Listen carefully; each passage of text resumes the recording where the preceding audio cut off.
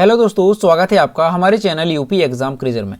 दोस्तों, आज के वीडियो में हम 6 जनवरी से संबंधित उत्तर प्रदेश करंट अफेयर की सभी इंपॉर्टेंट क्वेश्चंस को डिस्कस करेंगे और हर एक क्वेश्चन से रिलेटेड आपको फैक्ट भी बताएंगे। और वीडियो के अंत में हम आपसे ये क्वेश्चन भी पूछेंगे जिसका जवाब आपको कमेंट बॉक्स में देना है। और अगर आपको इसकी PDF डाउनलोड करनी है तो इसकी PDF आप हमारे टेलीग्राम ग्रुप से डाउनलोड कर सकते हैं। टेलीग्राम ग्रुप की लिंक आपको वीडियो के डिस्क्रिप्शन में मिल जाएगी। और दोस्तों, ये जो Uttar Pradesh daily current affair का वीडियो है, ये उत्तर प्रदेश के सभी एग्जाम्स जैसे UPPSC, RO, ARO, लेखपाल वीडियो, इसके साथ ही उत्तर प्रदेश शिक्षक भर्ती जो सुपर टेट का एग्जाम होने वाला है, तो इन सभी के लिए मोस्ट इंपॉर्टेंट है। तो अगर आप उत्तर प्रदेश के किसी भी एग्जाम्स की तैयारी कर रहे हैं तो Uttar Pradesh daily current affair का वीडियो रेगुलर जरूर देखें। तो चलिए शुरू करते हैं। आज का सेशन शुरू करने से पहले हम कल के क्वेश्चंस का रिवीजन करेंगे। कल का पहला क्वेश्चन है, हाल ही में उत्तर प्रदेश राज्य सरकार ने परिवहन निगम का अध्यक्ष किसे नियुक्त किया? इसका जो करेक्ट आंसर है वो है option number B, Rajendra Kumar Tiwari को। अगला क्वेश्चन है, भारत ने कितने बिलियन US$ का मासिक निर्यात हासिल किया है? इसका जो करेक्ट आंसर है वो है option number C, 37 billion US$ का। और दोस्तों, उत्तर प्रदेश करंट अफेयर की लास्ट 1 ईयर की PDF अगर आपको डाउनलोड करनी है तो इसकी लिंक आपको वीडियो के डिस्क्रिप्शन में मिल जाएगी। तो वहां से आप इस PDF को बाई कर सकते हैं। इस PDF में हमने जनवरी से लेकर के दिसंबर 2021 के यानी लास्ट 1 ईयर के सभी इंपोर्टेंट क्वेश्चंस को विस्तार पूर्वक बताया है। और दोस्तों, इसके साथ ही अगर आपको उत्तर प्रदेश करंट अफेयर दिसंबर महीने की PDF बाई करनी है तो उसकी लिंक भी आपको वीडियो के डिस्क्रिप्शन में मिल जाएगी। तो वहां से आप ये दोनों PDF बाई कर सकते हैं। और दोस्तों, PDF डाउनलोड करने में अगर कोई प्रॉब्लम होती है तो साइट पर आपको WhatsApp नंबर और ईमेल मिल जाएगा जिस पर आप कॉन्टैक्ट कर सकते हैं। अगला क्वेश्चन है, $3 ट्रिलियन मार्केट वैल्यू वाली दुनिया की पहली कंपनी निम्न में से कौन बन गई है? इसका जो करेक्ट आंसर है वो है ऑप्शन नंबर सी, एप्पल। अगला क्वेश्चन है, बहुराष्ट्रीय नौसैनिक अभ्यास मिलन 2022 की मेजबानी कौन सा देश करेगा? तो इसकी मेजबानी करेगा भारत, यानी ऑप्शन नंबर 20 का करेक्ट होगा। अगला क्वेश्चन है, केंद्रीय शिक्षा मंत्री धर्मेंद्र प्रधान ने हाल ही में कितने दिवसीय पढ़े भारत अभियान की शुरुआत की है? तो ये जो अभियान है पढ़े भारत, ये 100 दिवसीय अभियान होगा, यानी ऑप्शन नंबर डी इसका करेक्ट होगा। अगला क्वेश्चन है, भारतीय टीम के किस खिलाड़ी को हाल ही में भारत का 34वां टेस्ट कप्तान बनाया गया? इसका जो करेक्ट आंसर है वो है option number C, KL Rahul को। अगला क्वेश्चन है, हाल ही में कोविड-19 के एक नए वेरिएंट IHU की पहचान किस देश में की गई? इसका जो करेक्ट आंसर है वो है ऑप्शन नंबर ए, फ्रांस में। अगला क्वेश्चन है, हाल ही में बैटरी से चलने वाली पहली इलेक्ट्रिक नाव किस राज्य को सौंपी गई? तो ये किस राज्य में सौंपी गई? यानी केरल में, ऑप्शन नंबर सी इसका करेक्ट होगा। अगला क्वेश्चन है, 1971 युद्ध में शामिल नौसेना के किस तत्कालीन वाइस एडमिरल का 100 वर्ष की उम्र में निधन हो गया? इसका जो करेक्ट आंसर है वो है ऑप्शन नंबर ए, SH शर्मा का। तो दोस्तों, ये थे कल के क्वेश्चन जिसका हमने रिवीजन किया। अब हम शुरू करते हैं आज का सेशन। आज का पहला क्वेश्चन है, हाल ही में उत्तर प्रदेश में कहां पर 1 अरब 66 करोड़ वर्ष पुराने जीवाश्म मिले हैं? इसका जो करेक्ट आंसर है वो है ऑप्शन नंबर बी, सोनभद्र में। लखनऊ विश्वविद्यालय के भूविज्ञान विभाग के प्रोफेसर विभूति रॉय ने दुनिया के 1.665 अरब यानी 1 अरब 66 करोड़ 50 लाख वर्ष पुराने जीवाश्मों की खोज की है। ये दुनिया के सबसे पुराने मेगास्कोपिक जीवाश्म हैं जो उत्तर प्रदेश के सोनभद्र जिले के चोपन तहसील के बारी गांव से मिले हैं। 3 साल इस पर काम करने के बाद उनका यह शोध international society of applied biology के जर्नल ऑफ अप्लाइड बायोसाइंस में प्रकाशित हुआ है। तो दोस्तों, क्वेश्चन मोस्ट इंपॉर्टेंट है, अच्छे से ध्यान रखना है कि उत्तर प्रदेश के सोनभद्र जिले में दुनिया का सबसे पुराना मेगास्कोपिक जीवाश्म मिला है। और ये कितना पुराना है? तो 1 अरब 66 करोड़ 50 लाख वर्ष पुराना ये जीवाश्म है। इसे खोजा किसने है? तो उनका नाम भी ध्यान रखना है। तो प्रोफेसर विभूति रॉय ने इसे खोजा है। अब दोस्तों, यहाँ पर सोनभद्र की बात है तो सोनभद्र के बारे में थोड़ा जानते हैं। तो सबसे पहले यहाँ पर मैप में देखेंगे कि सोनभद्र कहाँ पर है। तो ये है उत्तर प्रदेश के मैप में सोनभद्र। तो यहाँ से कौन कौन से क्वेश्चन बनते हैं? तो सबसे पहला तो ये कि जो सोनभद्र है ये उत्तर प्रदेश का एकमात्र जिला है जो कि 4 राज्यों की सीमा को टच करता है। इस तरह से भी क्वेश्चन पूछा जा सकता है कि उत्तर प्रदेश का कौन सा जिला है जो अधिकतम राज्यों की सीमा को टच करता है? तो वो कौन सा हुआ? सोनभद्र। ये कौन कौन से राज्यों की सीमा को टच करता है? तो यहाँ पर देखेंगे बिहार को, और यहाँ पर देखेंगे छत्तीसगढ़ को, और यहाँ पर है ये मध्य प्रदेश, और यहाँ पर कौन सा राज्य है? तो यहाँ पर है झारखंड। तो ये 4 राज्य हैं जिनकी सीमा को सोनभद्र टच करता है। अब दोस्तों और कौन कौन से क्वेश्चन है सोनभद्र से रिलेटेड जो एग्जाम्स के लिए मोस्ट इंपॉर्टेंट है? तो इस जिले में कई इलेक्ट्रॉनिक पावर स्टेशन है, तो इस वजह से इसे पावर कैपिटल ऑफ इंडिया के नाम से जाना जाता है। किसे? सोनभद्र को। सोनभद्र प्रदेश में सर्वाधिक वनों का क्षेत्रफल वाला जिला है, और यहाँ पर कितने प्रतिशत वन है? तो 37.48। ध्यान रखना है 37.48% यहाँ पर वन है। दोस्तों सोनभद्र की कौन कौन सी नदियां हैं? तो सोन नदी और रिहंद्र नदी ये सोनभद्र में है। सोनभद्र में कौन सा अभ्यारण्य है? तो कैमूर वन्य जीव अभ्यारण्य ये सोनभद्र में स्थित है। सोनभद्र में कौन कौन से बांध हैं? बांध से भी क्वेश्चन पूछे जाते हैं। तो गोविंद बल्लभ पंत सागर बांध, इसके अलावा कन्हार बांध है, इसके अलावा नेवाड़ी बांध, औरा बांध, ओबरा बांध, ये सोनभद्र में स्थित बांध हैं। इनसे भी संबंधित क्वेश्चन पूछे जाते हैं। और इसके अलावा आपको ध्यान रखना है कि सर्वाधिक राज्यों को स्पर्श करने वाला जिला कौन सा हुआ? तो ये सोनभद्र हो गया, अभी हमने आपको बताया। और इसके साथ ही सर्वाधिक अनुसूचित जनजाति वाला जिला कौन सा है? तो दोस्तों ये कौन सा जिला हुआ? सोनभद्र। और दोस्तों इसके अलावा जो सोनभद्र है ये सबसे अधिक अनुसूचित जनजाति प्रतिशतता वाला भी जिला है। यानी 2 क्वेश्चन यहाँ से बनेंगे जनजाति से, यानी संख्या में अगर देखा जाए तो सोनभद्र है, और अगर प्रतिशतता वाला जिला देखा जाए सबसे अधिक अनुसूचित जनजाति का तो भी सोनभद्र होगा। तो ये सोनभद्र से रिलेटेड सारे क्वेश्चन आपको अच्छे से ध्यान रखने हैं। अगला क्वेश्चन है 3D AMG तकनीकी से बनने वाला देश का प्रथम एक्सप्रेसवे कौन सा होगा? इसका जो करेक्ट आंसर है वो है option number B, Kanpur Lucknow expressway. भारतीय राष्ट्रीय राजमार्ग प्राधिकरण यानी NHAI national highways authority of India राजमार्ग निर्माण के लिए अब 3D ऑटोमेटेड मशीन गाइडेंस यानी AMG मॉड्यूल का उपयोग करेगा। इस तकनीकी से निर्माण की गति लगभग दोगुनी हो जाएगी। इसके साथ ही निर्माण कार्य से जुड़े अधिकारियों और ठेकेदारों को कार्य की प्रगति की लाइव अपडेट उनके फोन या कंप्यूटर पर प्राप्त हो सकेगी। इसके साथ ही 63 किलोमीटर लंबा कानपुर लखनऊ एक्सप्रेसवे इस तकनीकी से बनने वाला पहला प्रोजेक्ट होगा। तो दोस्तों ये क्वेश्चन भी मोस्ट इंपॉर्टेंट है, आपको अच्छे से ध्यान रखना है कि जो कानपुर लखनऊ एक्सप्रेसवे होगा ये देश का पहला एक्सप्रेसवे होगा जिस पर 3D automated machine guidance module का उपयोग किया जाएगा। ये जो 3D ऑटोमेटेड मशीन गाइडेंस है ये है क्या?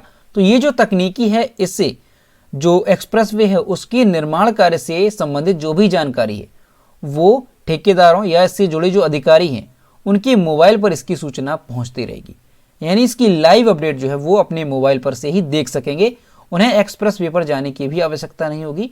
क्योंकि दोस्तों ये जो AMG मॉड्यूल है यानी 3D automated machine guidance system, तो ये सैटेलाइट सिस्टम की मदद से काम करता है, जिससे कि जो लाइव अपडेट होगी काम की यानी जो निर्माण कार्य है उसकी लाइव अपडेट वो अधिकारियों और इससे जुड़े जो ठेकेदार हैं उनके मोबाइल या उनके कंप्यूटर पर प्राप्त होती रहेगी। तो इस तरह का जो एक्सप्रेसवे है बनने वाला कौन सा हो गया पहला देश का? तो कानपुर लखनऊ एक्सप्रेसवे जो कि 3D automated machine guidance module का उपयोग करने वाला होगा। अगला क्वेश्चन है हाल ही में किसने यूपी में 7 ग्रीनफील्ड एक्सप्रेसवे बनाने का ऐलान किया? इसका जो करेक्ट आंसर है वो है ऑप्शन नंबर ए, नितिन गडकरी ने। केंद्रीय सड़क परिवहन मंत्री नितिन गडकरी ने उत्तर प्रदेश में 7 ग्रीनफील्ड एक्सप्रेसवे बनाए जाने की घोषणा की। कानपुर लखनऊ व प्रयागराज को केंद्र में रखकर 26,778 करोड़ रुपए की लागत से 821 किलोमीटर राष्ट्रीय राजमार्गों का लोकार्पण किया। गोरखपुर से सिलीगुड़ी जो कि बंगाल में है तक greenfield access control express highway की घोषणा करते हुए उन्होंने कहा कि यह एक्सप्रेस हाईवे गोरखपुर बाईपास से बिहार होकर सिलीगुड़ी तक जाएगा। 519 किलोमीटर लंबा यह एक्सप्रेसवे 32,000 करोड़ रुपए की लागत से बनेगा। इसके अलावा उन्होंने इटावा से कोटा तक उत्तर प्रदेश, मध्य प्रदेश, राजस्थान को जोड़ने के लिए चंबल एक्सप्रेसवे की घोषणा की है। तो ये भी ध्यान रखना है। तो दोस्तों जो नितिन गडकरी हैं उन्होंने उत्तर प्रदेश में 7 ग्रीनफील्ड एक्सप्रेसवे बनाए जाने की घोषणा की है, जिनमें से जो सबसे लंबा एक्सप्रेसवे है वो कौन सा है? तो गोरखपुर से सिलीगुड़ी तक जो ग्रीनफील्ड एक्सप्रेसवे बनेगा ये सबसे लंबा एक्सप्रेसवे होगा, जिसकी लंबाई कितनी होगी? 519 किलोमीटर ये एक्सप्रेसवे लंबा होगा। अब दोस्तों ग्रीनफील्ड एक्सप्रेसवे होता क्या है, जिसकी घोषणा केंद्रीय सड़क परिवहन मंत्री नितिन गडकरी ने की है। तो दोस्तों ग्रीनफील्ड एक्सप्रेसवे क्या होता है?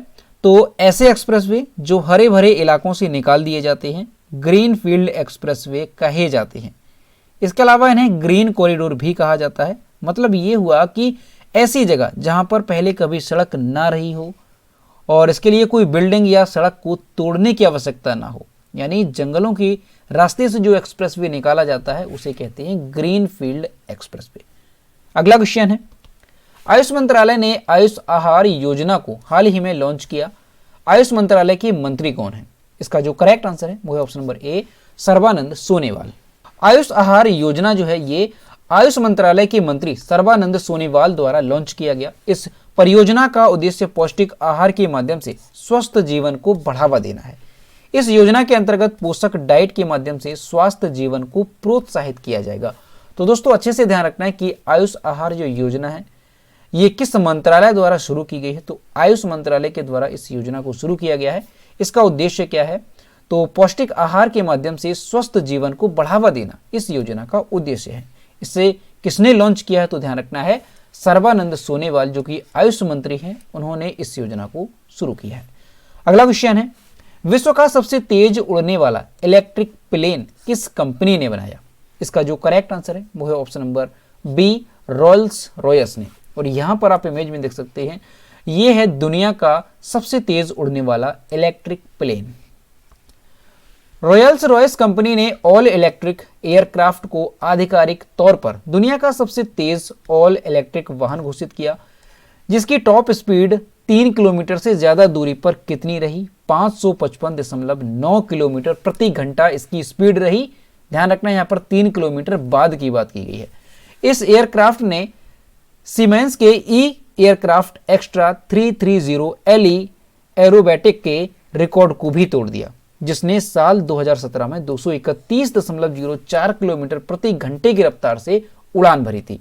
यानी इससे पहले अगर देखा जाए कि सबसे तेज उड़ने वाला इलेक्ट्रिक एयरक्राफ्ट कौन सा था, तो वो कौन सा था? Extra 330 LE aerobatic. ये एयरक्राफ्ट था जिसके नाम पर यह रिकॉर्ड था, लेकिन इसका रिकॉर्ड तोड़ दिया है किसने? तो रॉयल्स रॉयस की कंपनी ने इस रिकॉर्ड को तोड़ दिया है। और जो इस कंपनी का एयरक्राफ्ट बना है उसकी स्पीड कितनी है? तो 555.9 किलोमीटर प्रति घंटा।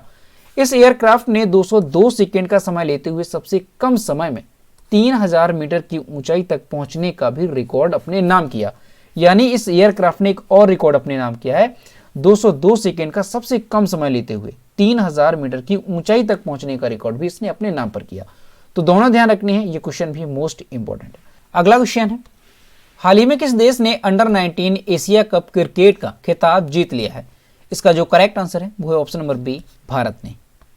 भारत ने अंडर 19 एशिया कप क्रिकेट का खिताब जीत लिया है। दुबई में हुए फाइनल मुकाबले में भारत ने श्रीलंका को 9 विकेट से हरा दिया।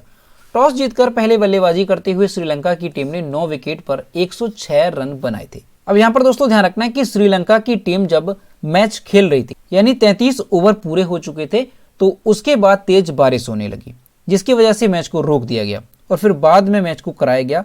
और उसके बाद बारिश की वजह से डकवर्थ लुईस नियम के आधार पर मैच 38 ओवर का कर दिया गया और भारतीय टीम ने 102 रन के संशोधित लक्ष्य को 21 ओवर और 3 गेंद में 1 विकेट खो करके हासिल कर लिया। यानी बारिश हुई, इसकी वजह से जो जीतने के लिए लक्ष्य रखा गया वो कितना रखा भारत को? तो 102 रन का लक्ष्य रखा गया, जबकि जो श्रीलंका की टीम है उसने 106 रन बनाए थे, लेकिन बारिश की वजह से जो लक्ष्य रखा गया जीतने के लिए वो 102 रन का रखा गया, तो उसे भारतीय टीम ने 21 ओवर और 3 गेंद में पूरा कर लिया था।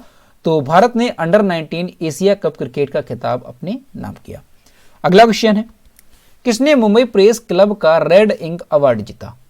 तो ये किसने जीता? दानिश सिद्दीकी ने, यानी ऑप्शन नंबर सी इसका करेक्ट होगा। फोटो जर्नलिस्ट दानिश सिद्दीकी को मरणोपरांत मुंबई प्रेस क्लब के द्वारा वर्ष 2020 के लिए जर्नलिस्ट ऑफ द ईयर सम्मान से सम्मानित किया गया। CGI NV रमना ने वार्षिक reading awards for excellence in journalism प्रस्तुत किए, जिसमें उन्होंने सिद्दीकी को खोजी और प्रभावशाली समाचार फोटोग्राफी के लिए यह प्रतिष्ठित पुरस्कार दिया है। दानिश सिद्दीकी की पत्नी फ्रेडरिक सिद्दीकी ने पुरस्कार सम्मेलन में यह पुरस्कार ग्रहण किया।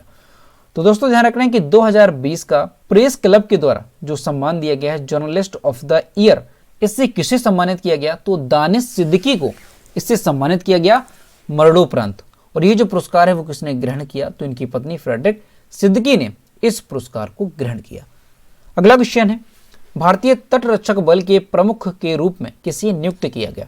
इसका जो करेक्ट आंसर है वो है option number A, V S Pathania. V S Pathania को भारतीय तटरक्षक बल का 24वां प्रमुख नियुक्त किया गया। फ्लैग ऑफिसर वीएस पठानिया ने डिफेंस सर्विसेज स्टाफ कॉलेज नई दिल्ली के नेशनल डिफेंस कॉलेज के पूर्व छात्र के रूप में योग्यता हासिल की थी। उन्होंने मद्रास विश्वविद्यालय से रक्षा एवं सामरिक अध्ययन में रास्ता परास्नातक की डिग्री प्राप्त कर रखी है। वह एक योग्य हेलीकॉप्टर पायलट हैं। तो दोस्तों आपको अच्छे से ध्यान रखना है कि भारतीय तटरक्षक बल का 24वां प्रमुख किसे नियुक्त किया गया, तो वीएस पठानिया को। अगला क्वेश्चन है, किसे world CEO winner of the year 2021 पुरस्कार से सम्मानित किया गया। इसका जो करेक्ट आंसर है वो है ऑप्शन नंबर डी, किशोर येदम को। किशोर येदम को world CEO winner of the year 2021 पुरस्कार से सम्मानित किया गया, जो कि world CEO ranking plus media group के स्वामित्व वाला ऑनलाइन पुरस्कार है, जो कि इस साल किशोर येदम को दिया गया है। World CEO winner of the year 2021 पुरस्कार दुनिया भर में सर्वश्रेष्ठ सीईओ को स्वीकार करने के लिए प्रत्येक वर्ष दिया जाता है। और जो किशोर कुमार हैं ये एफएसएस के सीईओ और एमडी हैं। तो दोस्तों आपको ध्यान रखना है कि CEO winner of the year 2021 पुरस्कार से किसे सम्मानित किया गया, तो किशोर येदम को। और ये जो पुरस्कार है ये दुनिया भर के सबसे बेहतर जो सीईओ होते हैं उनको दिया जाता है। तो 2021 का दिया गया किशोर येदम को। और ये जो किशोर येदम है ये किस कंपनी के सीईओ और एमडी है, तो ध्यान रखना है एफएसएस। एफएसएस का फुल फॉर्म क्या है, तो फेडरल सॉफ्ट सिस्टम ये कंपनी है जिसके ये सीईओ हैं। अगला क्वेश्चन है, टेस्ला कंपनी के ऑटो पायलट टीम के लिए चुने जाने वाले पहले भारतीय कौन बने। इसका जो करेक्ट आंसर है वो है option number B, Ashok Elluswamy. Ashok Elluswamy Tesla company के ऑटो पायलट टीम के लिए चुने जाने वाले पहले भारतीय बने। टेस्ला कंपनी में शामिल होने से पहले Ashok Elluswamy Volkswagen electronics research lab और बेवको वाहन नियंत्रण प्रणाली से जुड़े हुए थे। उन्होंने college of engineering giddy Chennai से इलेक्ट्रॉनिक्स और संचार इंजीनियरिंग में स्नातक की डिग्री हासिल कर रखी है। तो दोस्तों ये क्वेश्चन भी इंपॉर्टेंट है, ध्यान रखना है कि जो अशोक एलुस्वामी है ये टेस्ला कंपनी की ऑटो पायलट टीम के लिए चुने जाने वाले पहले भारतीय बने हैं। अब दोस्तों यहाँ पर अगर टेस्ला कंपनी की बात की जाए तो टेस्ला कंपनी के वर्तमान में सीईओ कौन है, तो एलन मस्क इसके सीईओ हैं। और ये टेस्ला कंपनी किस तरह की कंपनी है, तो दोस्तों ये जो टेस्ला कंपनी है ये एक अमेरिकन कंपनी है जो कि इलेक्ट्रिक वाहन और संधारणीय ऊर्जा कंपनी है। और दोस्तों इसका हेडक्वार्टर कहाँ पर है टेस्ला कंपनी का, तो ध्यान रखना है इसका हेडक्वार्टर है ऑस्टिन टेक्सास संयुक्त राज्य अमेरिका में। और इसके संस्थापक कौन है इस कंपनी के, तो एलन मस्क, मार्टिन एवरहर्ड और जेबी स्ट्रॉबेल इसके संस्थापक हैं। तो दोस्तों ये थे 6 जनवरी से संबंधित उत्तर प्रदेश करंट अफेयर के मोस्ट इंपॉर्टेंट करंट अफेयर के क्वेश्चन जो कि हमने डिस्कस किए। अब हम देखते हैं कल के वीडियो को क्वेश्चन जो हमने आपसे पूछा था। तो यह है कल के वीडियो का क्वेश्चन जो हमने आपसे पूछा था कि देश की पहली कागज रहित अदालत निम्न में से कौन बन गई है। इसका जो करेक्ट आंसर था वो ऑप्शन नंबर ए था, केरल हाई कोर्ट। और लगभग सभी स्टूडेंट्स ने इसके सही जवाब किए। और मैं आपसे हर रोज कहता हूं कि जो भी क्वेश्चन आपसे पूछा जाए तो उसका आंसर सभी लोग जरूर किया करो। तो यह है आज का क्वेश्चन, विश्व ब्रेल दिवस कब मनाया जाता है। ऑप्शन नंबर ए है 4 जनवरी, बी है 5 फरवरी, सी है 29 जनवरी और डी है 9 जनवरी। तो इसका जो भी करेक्ट आंसर है वो आपको कमेंट बॉक्स में बताना है। तो दोस्तों अगर आपको आज का वीडियो पसंद आया है तो वीडियो को लाइक करें, अपने दोस्तों के साथ शेयर करें और अगर अभी तक हमारे चैनल पर नए हैं तो चैनल को सब्सक्राइब करना ना भूलें। साथ ही बेल आइकन को भी प्रेस करें ताकि टाइम टू टाइम नोटिफिकेशन आप तक पहुंचता रहे। तो मिलते हैं नेक्स्ट वीडियो में। Thank you.